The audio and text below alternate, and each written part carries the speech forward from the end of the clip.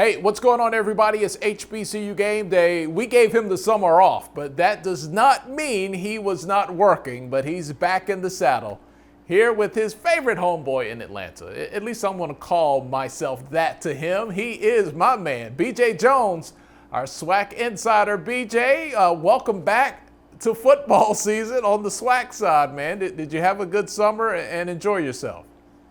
Oh man, the summer was the summer, man. Got married this summer, honeymooned and did some things, and yeah, man, family reunion, some great things, and man, now we're back at it, man. It's football full swing. Yeah, it just rolled up on us, man, and here we are. It is game week. Alcorn State, we haven't seen them in a while. They set out the spring. A lot of jokes from some of their SWAC rivals for their decision to opt out this spring. And I think Alcorn State took notice of everyone who had something to say. Now all the bullies are back on the block. How important is this first game? We'll get to North Carolina Central in a minute, but for Alcorn State, just getting back into the swing of things after missing the spring, how important is this game for the Braves? Man, it's important, man. You haven't had live competition in almost 2 years. And one thing about practice, you don't really know what you have until you play someone else that's wearing a different jersey, different helmet. Everyone likes their team in scrimmages. Oh, we look good, we look good. But you really don't know what you have until you go out there and face, someone else. And Alcorn State's going to get that opportunity on Saturday. And there's a lot of expectations coming from this football team, even though they haven't played in 2 years. You got Felix Harper, LaCharles Pringle and the likes, Nico Duffy, a lot of names on that football team. We're going to see, man, how quickly they can get, get the rust off of them and get back to the level of playing that we're accustomed to seeing from them. So if you're Alcorn, you're eager to get back out there to show people that you are still the big bully on the block. And BJ, the MEAC SWAC Challenge, North Carolina Central, a lot of SWAC ties there on their coaching staff. Trey Oliver is a North Carolina Central man from where he went to school, but the school of hard knocks for him, maybe you could say, on that coaching staff at Southern University. So he does have some experience taking on Alcorn State as a coach. What does the track record say when Trey Oliver faces a team from the SWAC, specifically Alcorn State? Well, Trey Oliver is on that staff. He's familiar with Alcorn. Matt Leone, the offensive coordinator, also at Southern. Juan Navarro, the defensive coordinator, who was on that staff at Southern, also at Arkansas Pine Bluff. You got a group of guys that are familiar with Alcorn. Now, if you're a Southern fan, you're probably saying, "Hey, defensively, we fared a lot better against Alcorn once Trey Oliver departed." As opposed to when he was the DC. So Alcorn is probably looking at those films when he was the DC to kind of figure out what to expect on Saturday. And if you're Alcorn, one thing that they were able to do against Trey Oliver's defenses is run the football. And they were able to do that effectively. So I expect to see Alcorn on the ground early and often on Saturday. But and that's you just throw a dart at the calendar. That's any Saturday for Alcorn, right? If they know they can run the ball, Coach McNair's not going to hesitate to pound it on you. Yeah, man. That offense from Alcorn, I think that Felix Harper brings a different element because now they're not so heavy on the run. With he and Charles Pringle and the rest of those guys that they have on the outside, they're formidable in the pass game, and that makes that offense that much more dangerous and hard to stop. So we'll see what happens on Saturday. I would not forget about the trigger man, number 2 back there, Felix Harper, who's one of the best in the country, if you ask me. Yeah, but not considered one of the best in the SWAC. And the reigning SWAC Player of the Year returns, not voted as one of the top 2 quarterbacks in the league. And there's some good ones out there. Who are you going to take off the list? But I don't think Felix Harper is looking at it that way. Maybe a little bit of a chip and an edge on his shoulder, or as the quarterback, BJ, do you have to just put all that stuff out of your mind? I think Felix, he internalizes things like that. I think that was one of those you didn't play in the spring type of situations. But I think when all said and done, man, I think people know what he is and what he means to that football team. and the talent that young man has. So I think that he internalized it, and I think that the entire Alcorn football team is eager to prove that they have some all-conference guys, because none of them, got rated to that preseason all-conference team, and I think that charged them up a little bit. BJ, talking to BJ Jones here, do you think we're going to have a sloppy game to start with both teams? Central didn't play in the spring either. Look, just haven't been out there on the real gunfire in quite a while. Yeah, I think the first half of this game, probably the first quarter and a half, I think you expect a lot of penalties, expect a lot of offsides, false starts, things of that nature. I mean, it's going to be like what we saw in the spring. It's going to be sloppy for the first quarter and a half. Who brings it together sooner? I think sloppy actually benefits Central because I think that that'll help keep them in the football game just from the mistakes that you're going to get from the Alcorn side. So I think if you're Central, you're going to have to limit your mistakes. If Alcorn is sloppy, you want to be just plain sloppy. You don't want to be sloppy.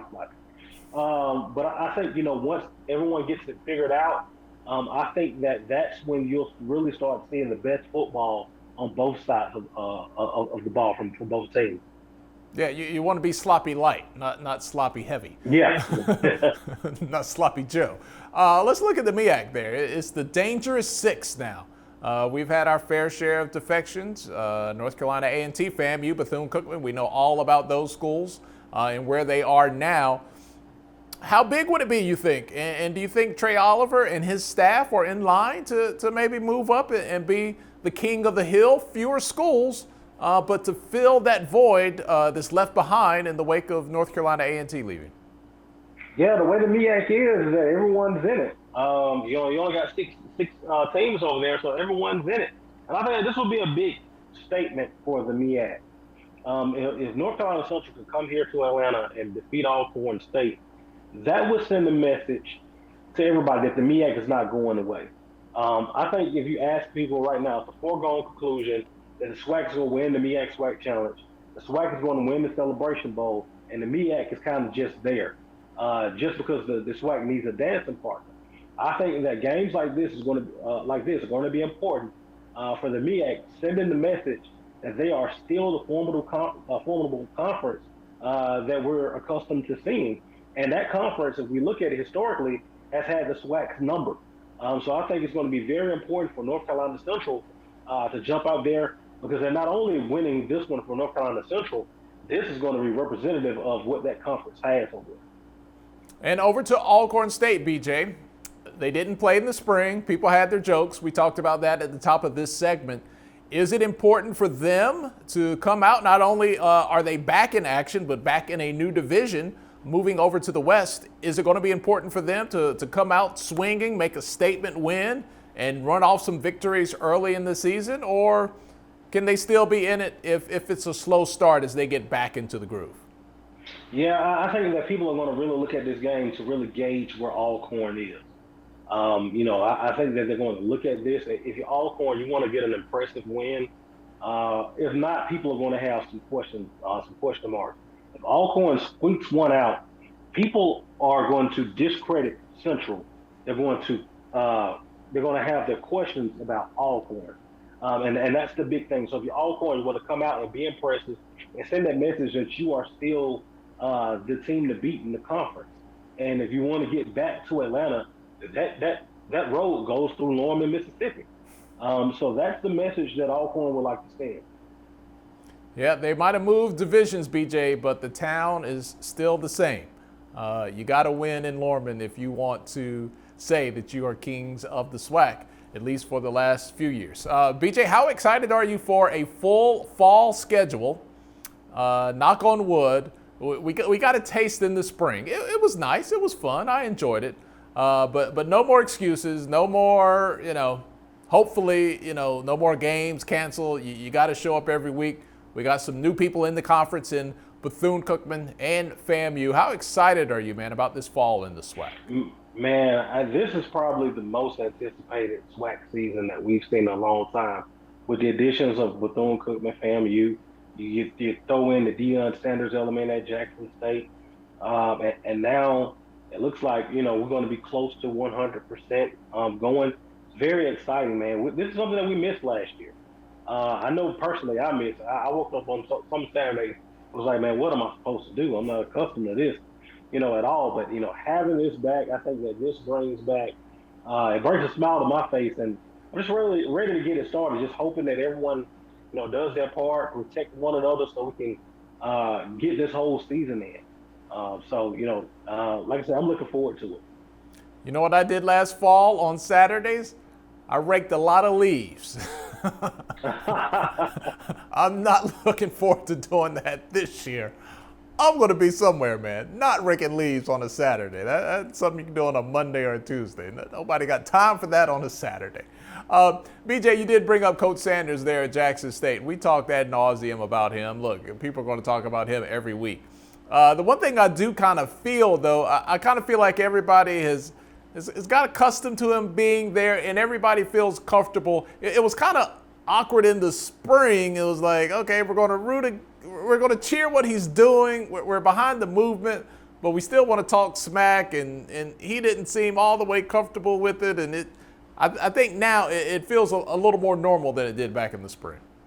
Yeah, I think that people are kind of accustomed to it, and I think that you're going to see more smack talk this fall, especially with the bands being back. I would not be shocked to hear "Must Be the Money" in a few of the books this fall from opposing bands. So I think you're going to get more smack talk. You're going to get more of what you saw down at Alabama State. I think that you're able to do both. You're able to appreciate what his vision is, not only for Jackson State, but for HBCU football, but also give him the same treatment that you give any other coach. So I think there's room to do both. And I think you'll see it this fall. Hot seat. Anybody you see on the hot seat maybe coaching for their job or a vote of confidence at the very least this year? I would say Donald Hill-Ely at Alabama State is the first person that comes to mind. If you look at where Alabama State, where they have been, not necessarily competing for championship, but then when you look at the northern side of the state, what Alabama A&M has been able to do in a short period of time, when Alabama A&M is doing well, pressure goes up in Montgomery significantly, and vice versa. So I think that the hot seat definitely owned in Montgomery, Alabama, and I think in Houston, Texas, if you look at Texas Southern head coach Clarence McKinney, some people are starting to ask him questions. No conference wins in his tenure. Really hadn't turned that thing around. But I think you having another one of those seasons, people are really, really going to start asking some questions. All right, Dr. Cavill is going to get me for this one. How about Prairie View? Where's that fan base? How are they feeling heading into the fall? Yeah, I think Prairie View is another one of those football teams that, Coach Eric Dooley might be under some pressure. I can make an argument that for the last two seasons, going back 2018 and 2019, that Prairie View has had the most talented roster in the conference. All right, if you go in and you look at it, that has not translated to wins and losses. It has translated into, some big wins against Grambling, some impressive showings against Rice, and some other teams. But it's been some disappointing losses in there, too, for Prairie View. So I think that that's another coach that's, potentially on the hot seat as well. All right, I'm not going to say Broderick Fobbs on the hot seat, but he definitely wanted everybody to forget about the spring. He does not want to talk about what happened in the spring. Can't blame him. It's a new year. Didn't have good results there. A lot of turnover on that staff as well. Kind of again, not pressure, but I know Grambling fans are itching for some victories this fall, BJ. Yeah, when coaches start making changes to staffs like that, usually they know that they're next.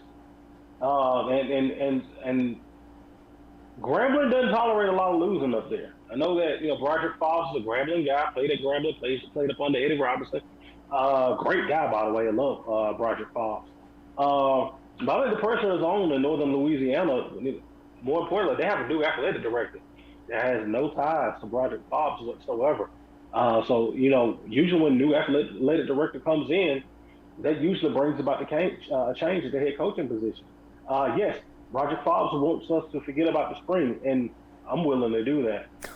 They're not going to forget about the fall.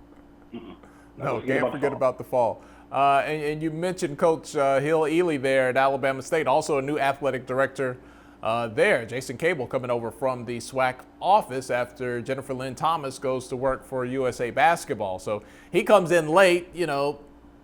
Nobody's going to get rid of the coach, a week before the season. But the AD's office will probably have a very close eye on the outcome in Montgomery throughout the year, as you stated earlier.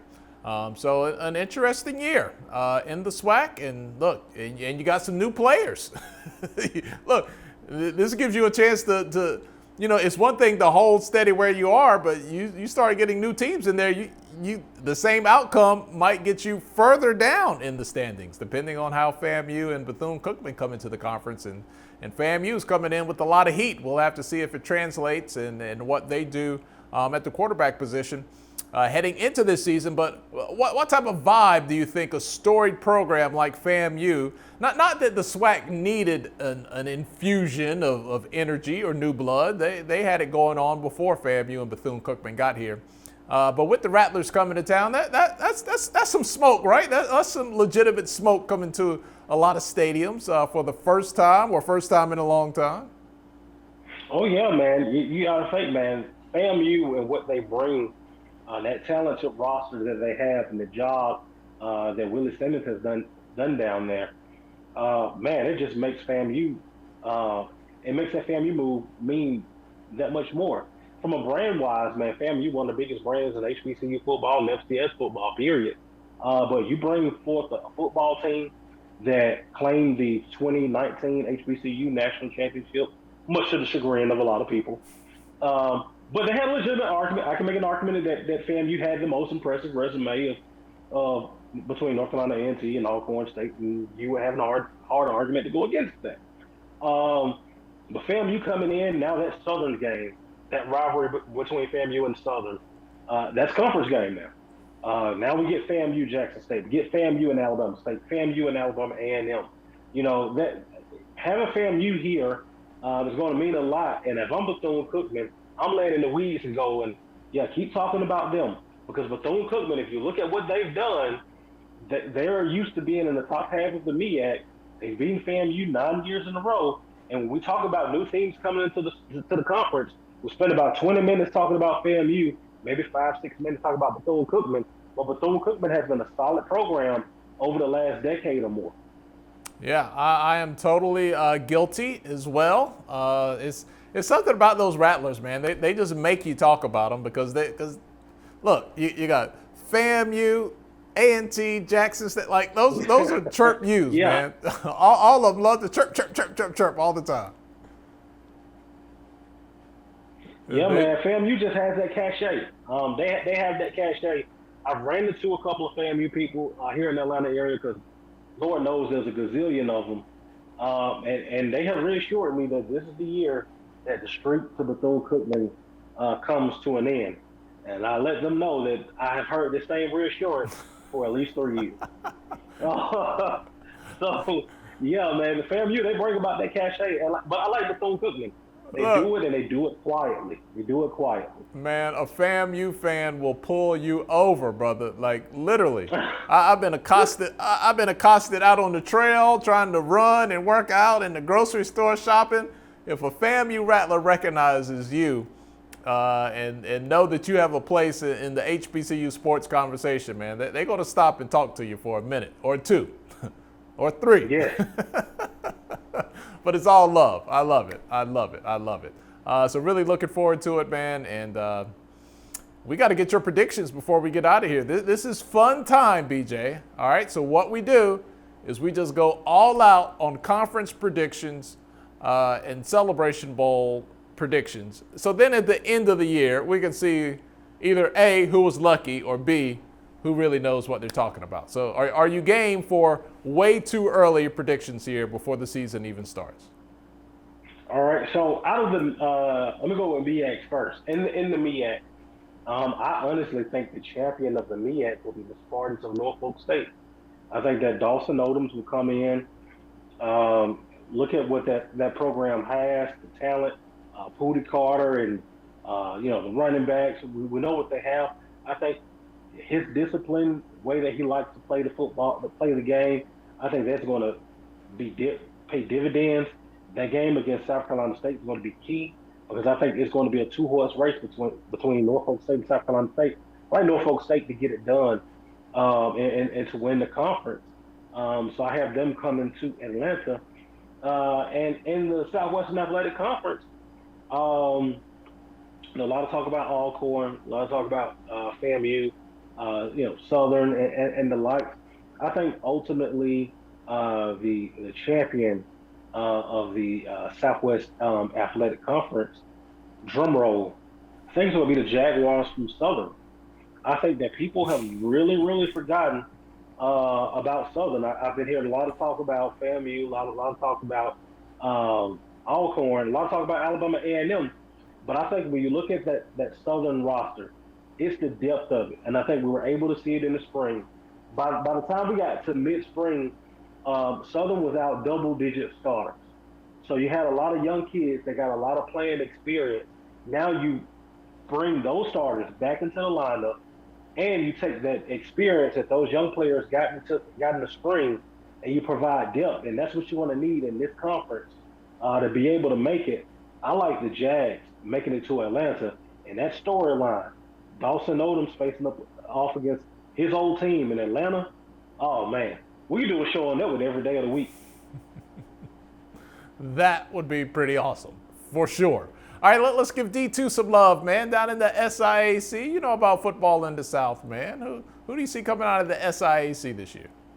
My team to beat out of the SIAC is going to be Savannah State. I think that Savannah State is going to meet Miles in the conference championship game.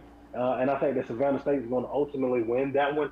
I really like what they're doing down there with that program, the way they recruited, the way they've reloaded. Savannah State has excitement around the football program, something they haven't had in a long time. And I think that coming back to the SIAC has helped develop that with the alumni because now they're back to playing the schools in the AUC. They're back to playing Fort Valley and Albany State and the like. So I think Savannah State is going to get it done in the SIAC. And in the CIAA, look out. I like Virginia State. I think the Trojans of Virginia State head coach Reggie Barlow, I think that this may be the year for Virginia State. I think that this is the year they're going to get Bowie. I think this is the year they're going to get Bowie State. They're going to upset them. And I think Virginia State's going to get it done. I've listened to predictions all week long, BJ. Nobody has picked my Winston-Salem State Rams at all.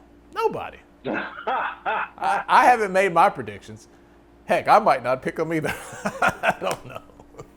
We'll have to see. Oh, man. Yeah, the fall from grace, it hurts. It really hurts, man. Okay, I like it. It's documented. It is recorded. We're going to start to hear these answers played back around early November and see how we're looking. But I will co-sign on what you said about Savannah State.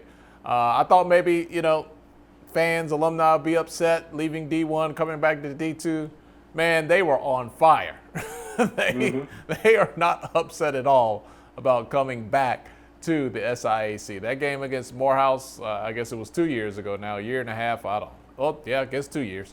Man, that was some smoke there in Atlanta. Yeah. They were pretty excited. And it's good to see Savannah State back, another championship caliber team. I like that pick, like it a lot. I might borrow that one from you, BJ. We'll see. We'll see when I dish mine out on Saturday. All right, he's our SWAC Insider. Also, we're doing some high school coaching, man. How can we support you, man, on the sidelines? Oh, man, make sure you check out, man. Look up our schedule, man. Sandy Creek, man, the Patriots. Off this week, man. We come back next week playing against Noonan.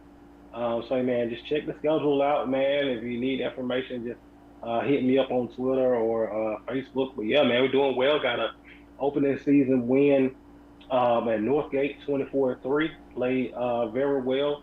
Got a week off to get an opportunity to regroup, and we'll go back at it next Friday against Noonan. All right, and you also you got your show, man. Your show is going next level this year. Tell us about that. How we can check you out. Yeah, man. So, yes, man, we're going inside HBCU football with BJ Jones. We're gonna try to do a trial run tomorrow, but that platform is gonna be moving from Sunday to Wednesday. And shout out to the Black College Sports Network for giving that platform to be able to use that. It'll be a digital show. All right, so if you like the digital, call in. Different things we're going to have. Going to have a couple of band directors on, a couple of coaches on. I really want to have the band directors on just to really, the bands are part of the HBCU football experience. So I really want to have, a band director or two on. So we're going to have that element as well. I think you guys are going to really like it. So we're going to try to do a trial run tomorrow just to see, and then we'll pick it up full speed next week as we go into week 1. All right, he's BJ Jones, the SWAC Insider. Thank you guys for hanging out. Always enjoy the conversation. It is game week. Somebody's going to win. Somebody's going to lose. A handful of games this weekend in week 0, and then it's full throttle. Week 1 highlighted by the Orange Blossom Classic and others. We got some Labor Day Classics out there as well. Wherever your favorite HBCU is playing, we hope to see you there. And if not, you can catch it right here at HBCU Game Day.